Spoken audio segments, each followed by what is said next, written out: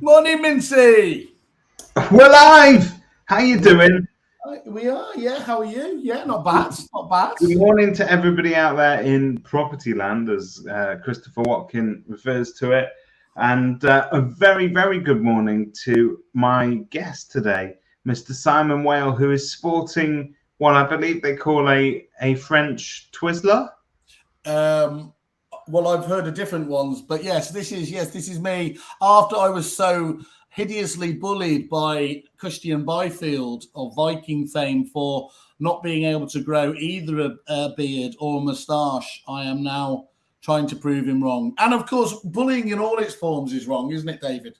It is wrong. It is wrong, but he's right. You should pick a battle, moustache or beard. Don't do both. What should I? Yeah, whether I should go full Pat Butcher or okay, all right. It's a very unique look that you've got there. Very unique look. That's all I need. All I need to be told is I'm special, and that matters. Anyway, how are you? You okay? Very smart. Yeah. Was that for your daughter's 16th? Yeah. So very happy birthday to my daughter today. She turned 16, and I know what you're thinking. I'm hardly old enough to have a child that is 16 years old, but. So she spent it in true teenager fashion by staying in bed and ignoring the rest of us all morning. So yeah, mine just told me to whistle as well. I think we will have to get one of those little countdowns for all of the parents out there for when school starts again and the cheering and the day drinking can begin. Well, there's results coming out, isn't there? So I think we've got GCSE results later on this week. Last week, famously, was the A-level results, very controversial. Yeah. Did you listen to Clarkson's sage advice, of course, that he only got a couple of GCSEs, and of course, and look where he's turned up, and to have Rishi Sunak say, Jezza's right. Jezza's right there. Don't bother. Yeah, I think. More worryingly was that whole sort of low-value course nonsense that they were talking about, Rishi Sunak and his ministers, saying that there are Mickey Mouse courses that students are now taking at university. But that, of course, is the future economy. And I mean, if you would have told me that I could have not taken my degree at Oxford University and ended up at Kerfuffle, I would never have believed you, you know? No, you can imagine someone out there. Look, we've got this company. It's a real business. It's doing some really sensible, serious, useful stuff. It's great, but truly, I think it's an interesting time for those that have been taking exams because they're readjusting, aren't they? The way that they do things post-COVID.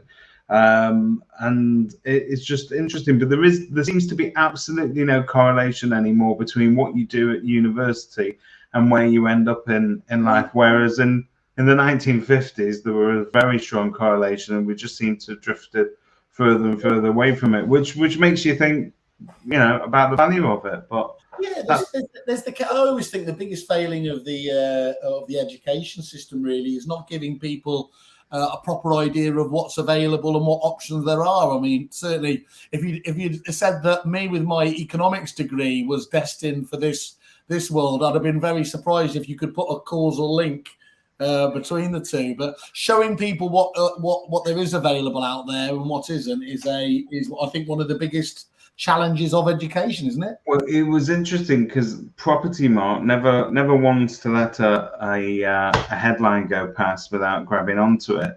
Property Mart last week announced that on average, I think that people who take Property Mart qualifications will end up earning, I think, between £2,000 and £4,000 more per annum than their peers without the qualifications.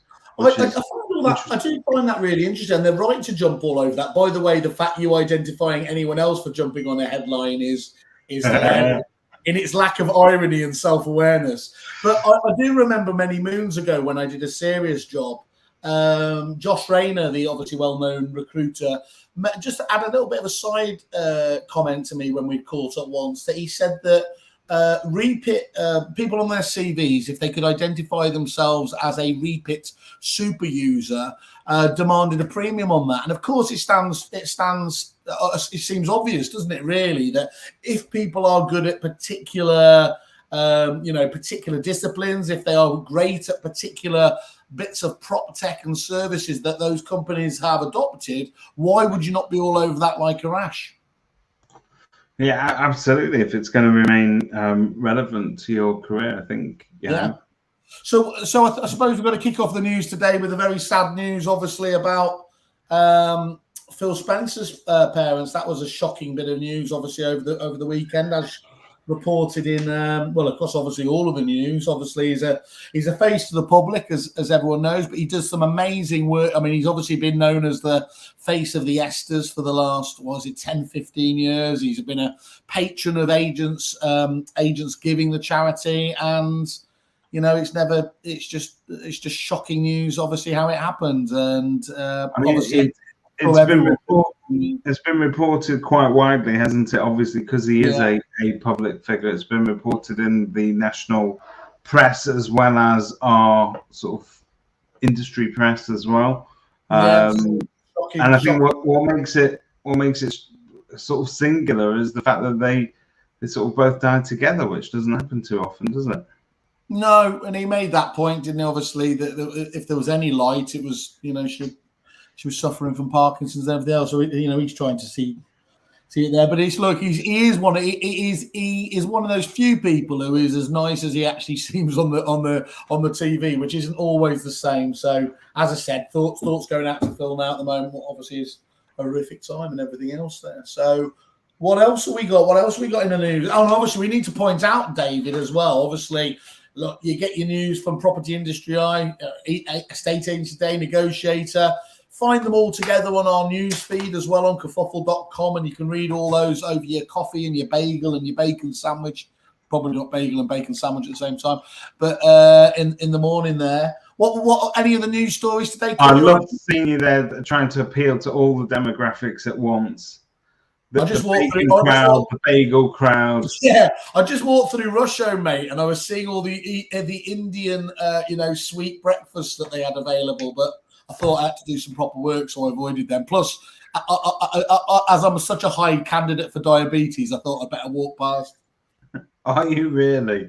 That surprises me. One of the things that the stories that have sort of caught my eye and yours actually was this one was the Asians in Oz taking to wearing body cameras.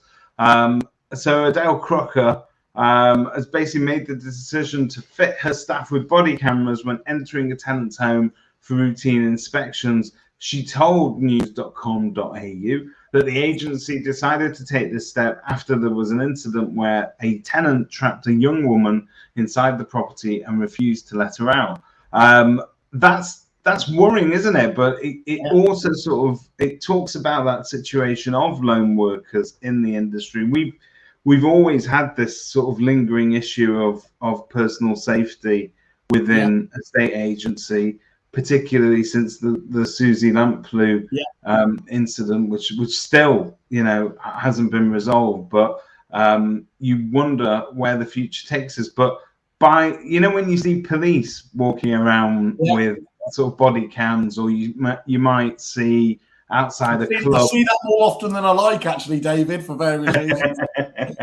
Well, hitherto you've only had to see it on Can't Pay, We'll Take It Away.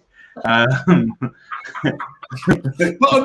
enough about kerfuffle. But the question is, does that actually? I mean, does it protect you? First of all, does it actually come across as quite confrontational? So when you turn up at somebody's door to do a routine inspection and you're wearing a body cam, you've got to warn them, haven't you? I don't think you can just turn up there like, as you said, like one of those characters. I mean, as ever, there's with everything we do, there's a really serious side, the security, safety side of things, and then which is normally about 10% of our content, and then the 90% is I just wonder where it ends up. Do you end up going full gladiators ready? You know this person's going to be a bit difficult.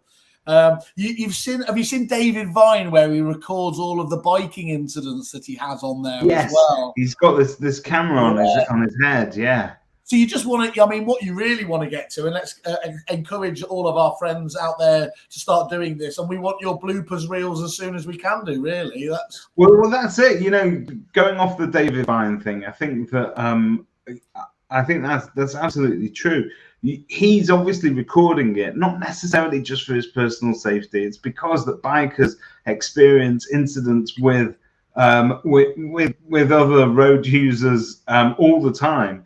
And they always probably get to that point where they go, "Oh, I wish I filmed that." Well, now they can. They've got the technology to do it.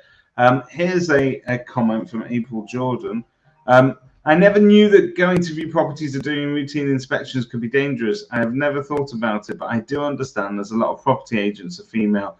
It must be very intimidating depending on the tenant or depending on who you're going to meet without being discriminative. Yeah. Yeah, do you think it would put? That's a really good point, April. Do you think it would? Do you think it's going to put off a demographic of vendor, though, isn't it? I think it just comes across as you're not going to be able to wear a sort of a stab vest with a body cam mounted on it in the middle of rural Shropshire or whatever. If it's the upper end of the market, turning up to do an inspection, I think you're going to look rather out of place. But you might look perfectly at home in other areas. I just think that it already says to the person that you're coming to inspect, I don't trust you. And by the way, I'm watching you. I think it would wind me up. I think it put me on edge. You're walking up the stairs. You're walking behind them. They're very aware you've got a camera on you. It doesn't. I don't know if it works. Yeah. Not to mention that if you've got a tenant like Simon Whale and he sees a camera, he goes, "This is about me, isn't it? It's about me. Hello, I'm Simon Whale." Yeah. Start pulling blue steel. So what I have just had. By the way, have you ever noticed nobody ever talks about any other county apart from rural Shropshire? It's always Shropshire. I've never been to rural Shropshire before, but it sounds lovely. Well, you're in a city. You're one of those like wartime kids that sees a cow and goes, "What's that?" That's it. Never get out the sticks normally. The other thing we can do is, I've just thought this. Let's get body cams for the conferences we're going to now on the Kerfuffle stands. Roll up. We have our body cams. That's what it is called? Only cams. Only cams. Oh yeah, platinum subscribers. So if anyone has any ideas about that, what you think? Obviously they're good, bad, or indifferent. I don't know. I did a course once that said that more men were sexually assaulted in our industry than women. We need to accept that our industry allows anyone to do the job with 0 DBS checks. I'm all for it. Do you know what? That is a really good point. In the public sector, I don't think you would get away with sending in non-DBS checked contractors, agents, whoever it is, personnel, into the homes of tenants, potentially vulnerable tenants as well. So do we actually just need to make sure that we are better protected, but also better checked out, that there is a DBS check? Yeah, I don't know. Did I ever tell you when Rachel, obviously my partner who's the teacher, she went through, I don't know whether it was a DBS check for the relevant checks or everything else, and she passed hers, but she was not suspended. She wasn't approved to work at school, and for some reason they said, "We've had to do secondary checks on your partner." I was like, "Oh my God, what is it? Have they seen my social media?" It was because I was born in Kuwait and they thought I might be a kind of, some sort of terrorist risk. It's good to see the system works anyway. You Kuwaitis are always unfairly stereotyped, aren't you? I know, my people over there after having been invaded. But anyway, what else is there then? So that's good. Well, we can also talk about one of your mates, one of your pals. We've mentioned the organisation. We may as well talk about the start behind it. So we're going to talk about Nathan Emerson and his article in Estate Agent Today. Is the pace of technological development accelerating? So obviously, it's quite an obvious sort of. Oh, are you there? Yeah. quite an obvious sort of topic to handle in terms of there is a lot changing, and it seems like technology has accelerated quite a bit. If you look at where we've come from in the past 10 years, just in sort of CRM systems alone, it's completely changed. So how do you feel about this? Because you are Mr. PropTech. My gut feel is that, well, first of all, that there is still a huge amount of businesses obviously starting up, opening up in the PropTech field, that there is going to be an explosion of AI-based ones going forwards as well, aren't there? I mean, no doubt about that. We're probably just ahead of the curve there, but a lot of the existing PropTech companies are just looking at how they embed AI, how they use AI. A lot of agents looking at that as well. I would say though that I think it's not quite at its peak, is it? Because if you remember how many companies, David, were coming to us, say 18 months ago and everything else, clearly the mini budget and the state of the economy has slowed things down a little bit on that front. But there's not a week that goes by we don't see at least one or two companies, applying to come on the site, letting us know what they're up to, are they? So I think he's absolutely right there. What they can do to nurture it, and Nathan comes back again to one of the biggest challenges, is that agents are still very frustrated that it's very difficult to get them working together. That holy grail of an app store, as it were, for the entire. I think it all starts with, and agents can help with this. I mean, we probably don't publicize it as much as we should do, but we've got a Trailblazer program. So for any agents that are interested in sort of getting their hands on the latest tech, but really also being guinea pigs and actually taking a piece of tech through its paces and testing it properly and providing that feedback, I think that makes the world of difference, because you can always tell when you see a product that suppliers think will be a good idea for an agent, and then you see a product where the agents have already had a chance to input what they think would make it good. And very often those two things are very far apart. And I think the suppliers that get it right are the ones that manage to combine that. So it's not just about what that tech plays well with. So yes, we all want tech that integrates and talks to each other and maybe one single point of access. We want all of that. And almost we've come to accept that actually is a given. We need our new tech to be talking to other bits. That's absolutely it. That's the critical thing, is, as I said, whether it's an app store or APIs, the CRMs who traditionally were the keepers of the data and everything else, and were very criticized for it, have really come up with a lot of great solutions about how technically they can integrate it and have things like single sign-on and things like that. But what does seem to have creeped back in is now a sweeping almost adoption of also now the CRM seeing that as a very hard-nosed commercial decision as well. So rather than doing the right thing for the client base and hopefully seeing the longer term picture and integrating with as many as they can, they're seeing it as, again, another revenue stream. And look, they're commercial organizations. It's not their duty, I would say, to have to integrate with everybody, but I think we all know they should be doing it at a better pace and probably even just a bit better. Certainly we know, don't we, talking to a number of like the ancillary suppliers, that they get very frustrated that the CRMs aren't able to do the very best integrations.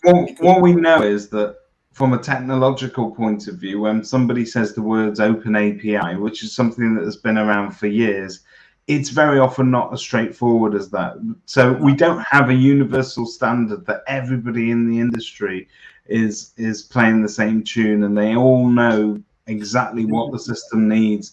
And very often you'll find that those open APIs need a lot of work to be done by developers in order to get them to the state where they can share information between systems. And then what's the quality of that information? Is it one way only? Is it just pulling info? Is it pushing info? Are you going to have to sort of enter things in two different places? It's not a given. So I think, but as technologically we become more advanced and as AI does play that role, it will also help in integration, and it will mean that we will have more seamless integration and the systems will be talking to each other. But it would be lovely if those suppliers could find themselves on the same page. And he must have that. I mean, Nathan, here's a shout out to you. It'd be good to understand where you're going with this, because he makes that point, obviously, in there. What did he say? They're working very, very hard to obviously solve that issue. It's the crucial piece of the puzzle that seems to elude it. And that true collaboration point, what do you mean by it? Are you going to be able to help out? Clearly, they've had that REACH program themselves, helping many great companies like Sprift and people like that, develop further forward. So it would be really interesting to see what Property Mark's place in this, because obviously as such a major player, they have the ability. You saw that, obviously, that fantastic Property Mark One, conference, that event, obviously there, where there's everybody, the great, the good, and the ugly, obviously in that room talking shop. Well, some of them were talking shop. The rest of them were talking. It does begin with an S and an H, but yes, I was. No, you're right. There were lots of people there. I think you're right. Property Mark have, at least on paper, enough of a core of members, many thousands of people to talk to, who hopefully should be an engaged audience willing to give their feedback on what they want, and perhaps to correlate certain commonalities between all of those people, because that Venn diagram's got to cross over somewhere. The bit in the middle we're all interested in. Who else would you think there? Nurture, clearly they've got their own prop tech stack, but clearly they deal with loads of other. You've got Nurture, REACH. You've got you've got smaller players like ICG, haven't you? You'd have to think I Am Property. They're building up such a big stack as well of those there. I think they got 6,000-7,000 offices. So now what you're really genuinely starting to see, apart from obviously we haven't left the CRMs out of this, is you're starting to see all these almost like these different tribes, these different organizations that have got a huge distribution network, and of course because of that have the power to influence more of the suppliers, hopefully in a more constructive way. But you'll know this from your experience with RAN, that having a network doesn't necessarily, it presents its own conflicts. So very often you will want to only bounce original ideas within the confines of your network. So it stops you actually from being able to share properly with the public, and it's a very small focus group that then you've got. So it's how do we actually take the shackles off, a little bit like COVID did initially. See, COVID just gave everybody the impression that, well, the world might not bounce back again in the same way, so we might as well collaborate whilst we've got time, and we're being nice to each other because it seems like we might all be dying.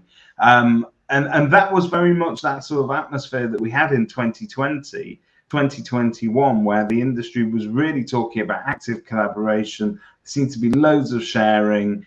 Groups like ICG then sprung up, etc.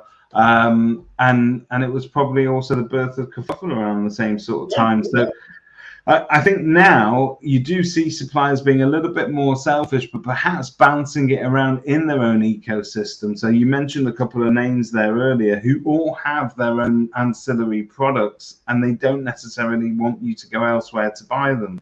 I wonder whether there's that, obviously there's the home buying and selling group, which is more focused obviously on the conveyancing side of things, isn't it? You've got obviously so many fantastic obviously people there who are putting in their time, energy without a real commercial win up front there to try and help those many challenges that you've got there. So Glyn is through obviously Hunter's fame there, and Kate OBE, obviously lots of very powerful people are getting there. But I wonder if they can just crack it in that in that niche to start off with, whether that shared framework of data could work in other areas. Anyway, it needs to be done. It's just going to be there's a comment on screen here, which is for me one of the Bulldog boys, but they say that we still have that spirit of community and sort of sharing at their Bulldog Brothers dinner. But famously, and this isn't a dig at them in the slightest, it doesn't, and it's very understandable. Why would you want Simon Whale interrupting your dinner?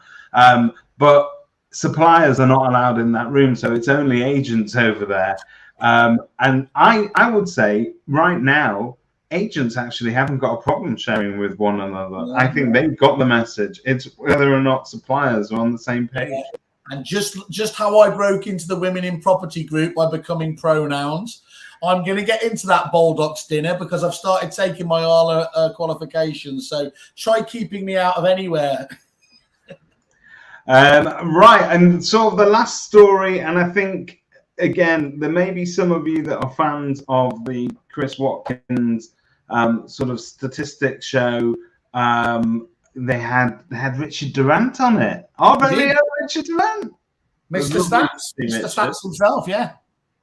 But today, Property Industry Eye also reporting that there's a larger than average drop in asking prices in August. So you asked me what agents were saying. So I could tell you a little bit from my discussions with agents.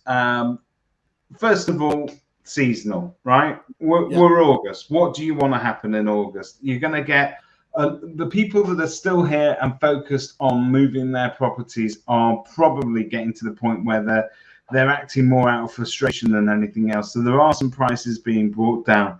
That readjustment in terms of pricing a property accurately doesn't happen overnight. It's a conversation, it's a discussion, it's a negotiation that goes on between vendors across the country and agents across the country as they slowly introduce the notion that a market might be more challenging than it once was. At least, we can say hand on heart, it's certainly more challenging than it was a year ago or 2 years ago for sure. And therefore, don't just expect the price of your property to carry on that upward trajectory. In fact, be happy if it just holds its own. That's kind of the message. There are still transactions that are going to happen. They might not happen quite as quickly. There might not be that level of hunger there, but there are certainly buyers and sellers out there, all motivated by need rather than just whimsical wants. Oh, we decided to put our house on the market because we saw that the market was booming, so we've jumped on the bandwagon. These are people that have actual reasons to move, and you see that within we were talking about RAN earlier, but I was talking to Rich last week about the reasons that people relocate, and those reasons are still there. People need to move for work, for better positions, and so they motivate moves. He's got some fascinating stats he's been working on, hasn't he? Talking to people like Rightmove about the changing demographic of how much further people are willing to move now. That has changed apparently since obviously lockdowns and the epidemic and everything else there. That that idea that people moved in such a narrow area has changed. It's seemingly over the course of those years. One of the things I was going to ask you though specifically was you do those monthly updates in your fantastic RAN, kind of quick market updates. Are you finding it difficult to present a positive story now, or as long that's a really interesting question. So there are months where it is very difficult. So where you open the newspapers and all it talks about is economic disaster, or it talks about rising inflation or whatever it may be, cost of living crisis and all the other stuff that politically there seemed to be a news cycle that is very black and very dark in terms of what the future might hold for the markets in general. And I think picking positive news out of that is difficult, but big shout out to Dataloft here. And I think this is one of their most fantastic qualities. And I wouldn't say that they're trying to sort of just make everything look rosy, but they are amazingly good at picking out things that are topical, timely, but also do lift your spirits slightly. So they're the kind of friend that you always want in your corner, because the glass is always half full with Dataloft, and they are able to pick stats out of a marketplace. And even if and sometimes it seems absolutely irrelevant. So there's one infographic about properties that have the name honey or bee in the address. And those things, I look at those and they make me laugh, because it's got a lovely graphic of like a bee dancing across the screen, and it's great. But let's not forget, guys, that whereas you and I like to talk about the property market, your average man on the street, they're interested by the property market, but they may be more interested by bees than they are in the value of their house. So if you can put some content that is actually nice and smiley and sunny in front of them, you stand half a chance of engaging with them. And it's not about what's interesting to you. It's not about whether or not you understand the statistics that Chris Watkins is giving you each week. Most vendors, I would wager, are not interested.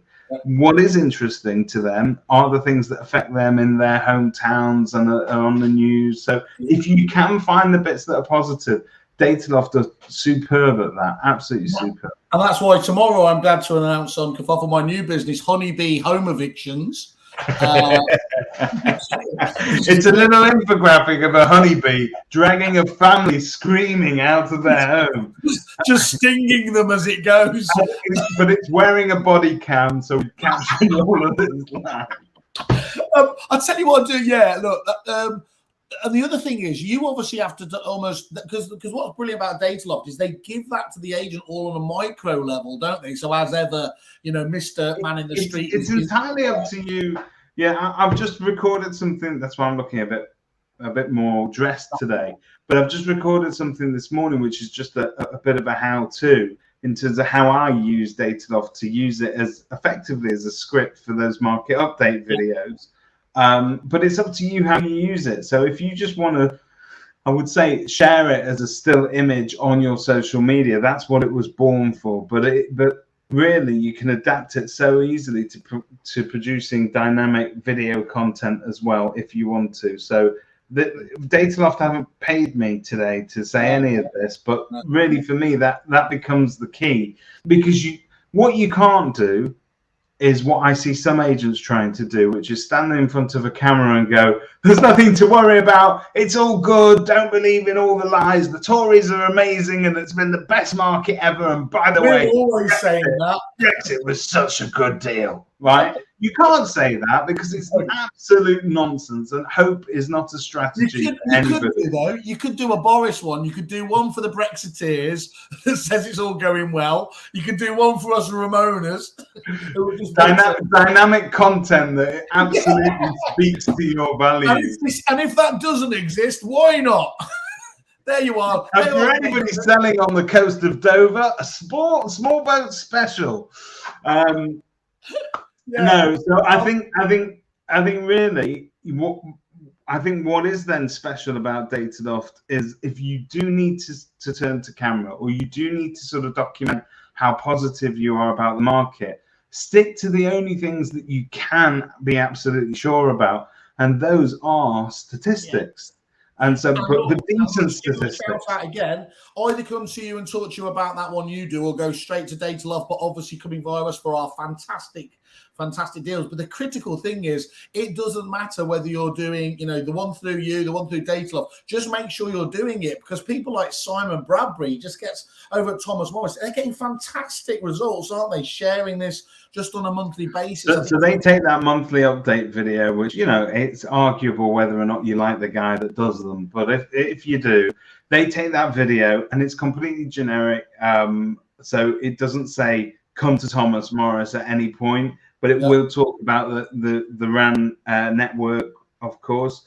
But it's usually somewhere between sort of 2 and 5 minutes long. It's subtitled up, so it's captioned, so people can watch it with the sound off late at night in bed. I imagine a lot of people like to look at my market updates.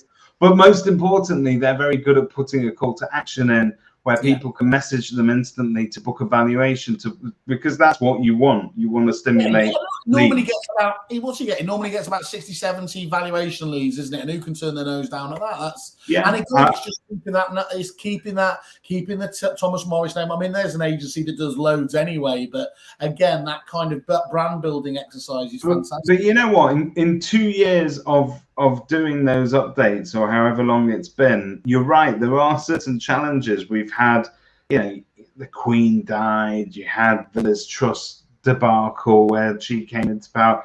You had Boris, and you've had all sorts of stuff. KFC running out of chicken. Do you remember that? We've had all sorts, but you've also had a climate which has been steadily economically getting stickier and stickier and harder and harder. So, and to be able to still churn out those positive updates and to smile to camera and tell people what they can rely on has been tremendously comforting for some people, and I haven't found it too difficult. If you've got the right resources. Doing that magic voodoo that you do, my friends. I'll leave you with a joke. What do you call David Mintz in a suit? Go on. The accused. Hey! He's here all week, ladies and gentlemen. And Weatherspoons near you. Agents Giving, if you're watching, that's our new repertoire. Simon, thank you very much as ever. And Simon said you can find all your news in one place at kerfuffle.com. Have a great week. Beautiful, lovely.